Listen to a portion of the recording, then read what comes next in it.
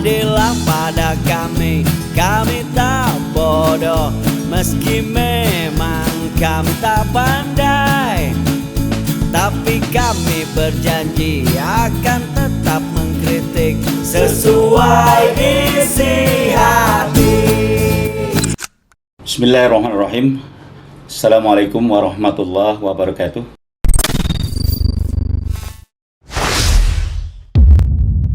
Terakhir ini ada banyak silaturahmi politik, tapi yang saya tangkap ini yang kayaknya akan mengerucut mungkin yang dilakukan oleh JK, ya, juga oleh SBY, AHY, dan juga yang jelas PKS gitu. Jadi sepertinya ke arah sana gitu. Gimana Pak Ustadz? Apakah memang ini sudah satu sinyal mengarah kepada koalisi tersebut itu? Ya kalau kita ibaratkan mobil ya. Iya. Jadi ini baru ngidup starter. Jadi untuk pemanasan mesin. Ya kalau kita mau lari itu ya warming up dulu.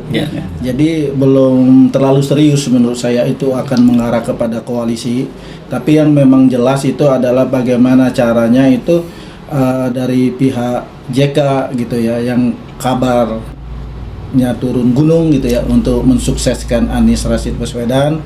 Saya kira ini memang sudah selayaknya untuk dilakukan ya, karena beliau sudah turun gunung, sudah mulai turun mesin, AHY juga begitu gitu ya, bahkan Caimin gitu ya. Kalau kita lihat di angkot gitu ya, angkot jurusan Cileunyi Cicaheum itu saya fotoin, itu ada Prabowo Muhaimin. Itu walaupun dalam logika politik saya nggak nyambung. Bagaimana caranya koalisi Gerindra dan PKB?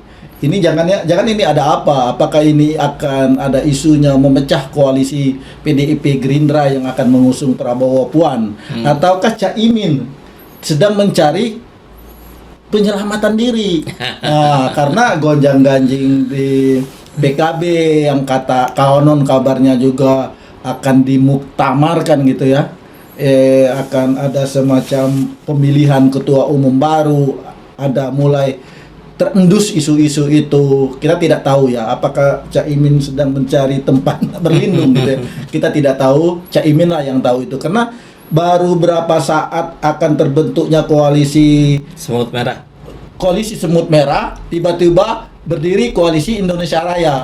Ini kan ada apa? Artinya waktu koalisi semut merah ini dia gagal membentuk koalisi semut merah karena tidak sepaham dengan Demokrat dan PKS. Mungkin Demokrat dan PKS sudah mencium aroma yang tidak sedap gitu ya. Akhirnya dia nyerbang ke Gerindra. Ya mintalah untuk perlindungan ke Gerindra. Ini ada apa sebenarnya? Justru kalau saya melihat ini adalah lebih kepada manuver pribadi dari Muhaimin Iskandar. Bacaan saya begini, ini sebelum saya menjawab pertanyaan itu, saya ingin melihat fenomena itu menarik ketika kita melihat bahwa di situ ada SBY, di situ ada JK, di situ ada Prabowo, ada Surya Paloh.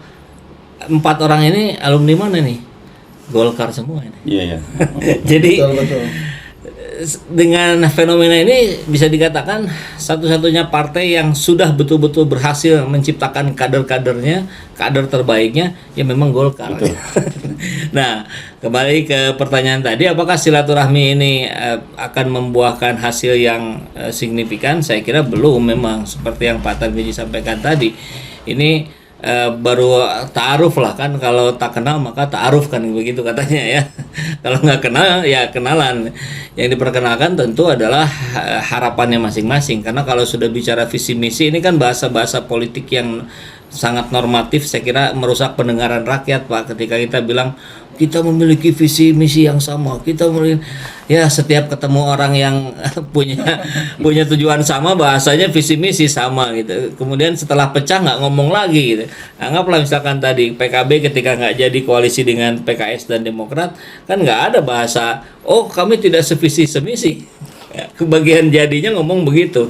Nah jadi kita harus mengingat sekali bahwa ketika orang-orang yang ada di bawah, rakyat kebanyakan yang ingin memberikan partisipasi aktifnya dalam kehidupan bernegara, dalam hal ini politik, ini selalu mengedepankan aspek-aspek yang lebih fundamental, yang lebih ideologis. Padahal tokoh-tokoh di Jakarta sana pandangannya bukan ideologis, pragmatis gitu. sebenarnya, pragmatis. Hanya melihat jangka pendek, ini kekuatan di mana, threshold tercapai tidak. Ini saya bisa nggak jadi cawapresnya Prabowo, kata Caimin itu kan kurang lebih begitulah bahasanya ya. Kami mau koalisi kalau saya jadi cawapresnya.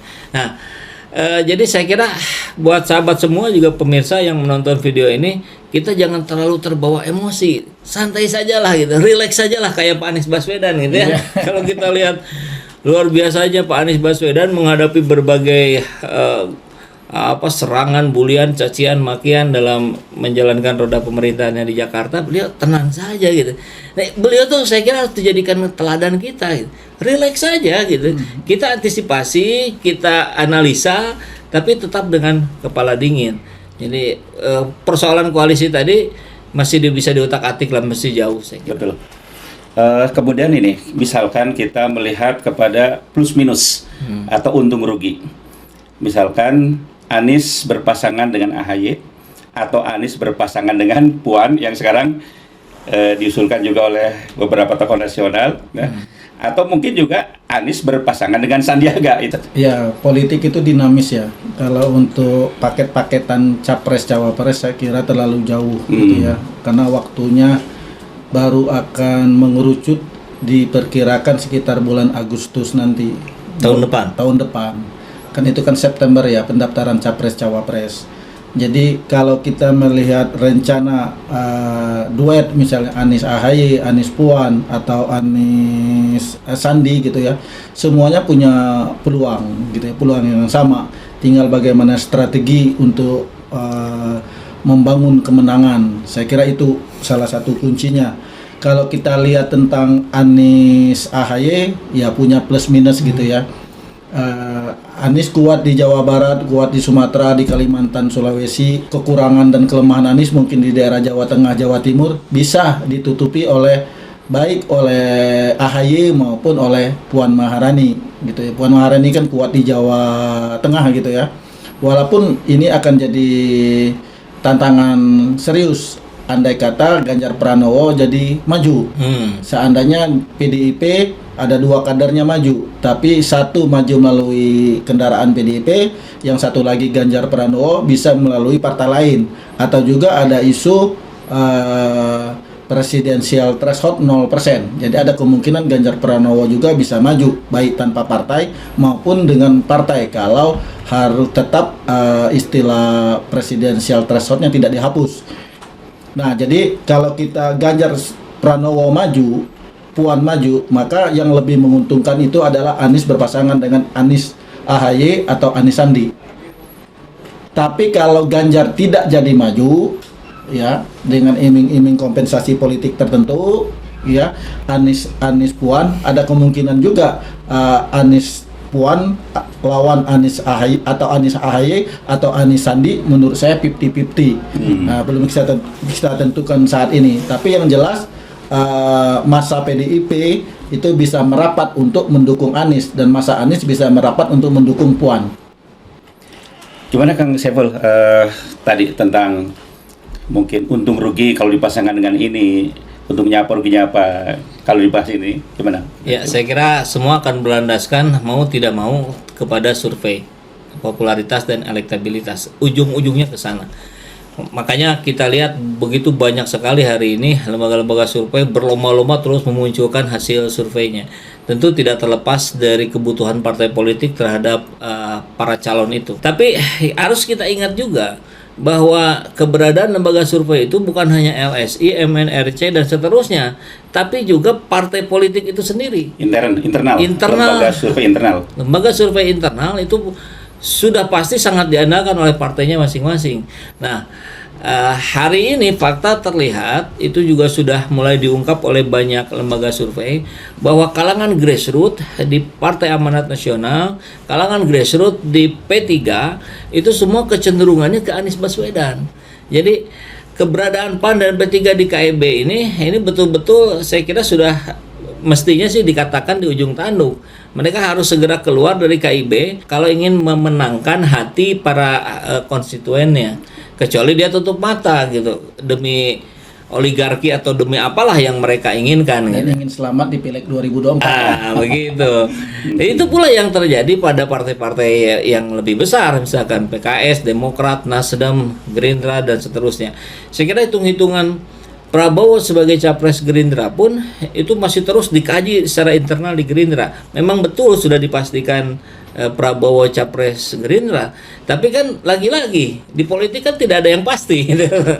Artinya tetap nanti akan mengacu pada bagaimana perspektif publik melihat para tokoh itu. Jadi kalau bicara hitung-hitungan yang tadi, saya sih cenderung untuk tidak mengomentari. Ini mereka nanti semua tetap kok akan ngikut ke hasil survei. Betul. Meskipun bisa jadi yang diikutinya tentu bukan, misalkan bukan survei LSI MRC, tapi survei internal atau survei independen yang hasilnya dirahasiakan gitu. Tidak dipublish. Tidak dipublish.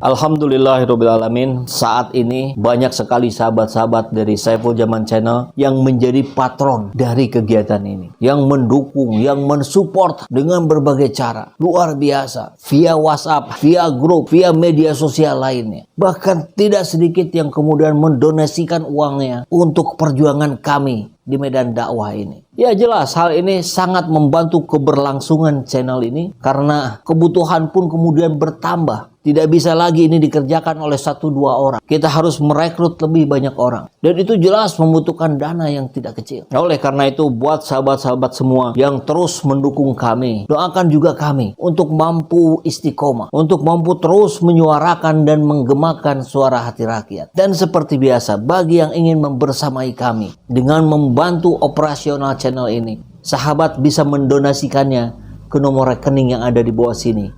Dan silakan untuk mengkonfirmasikannya ke nomor yang ada di sini.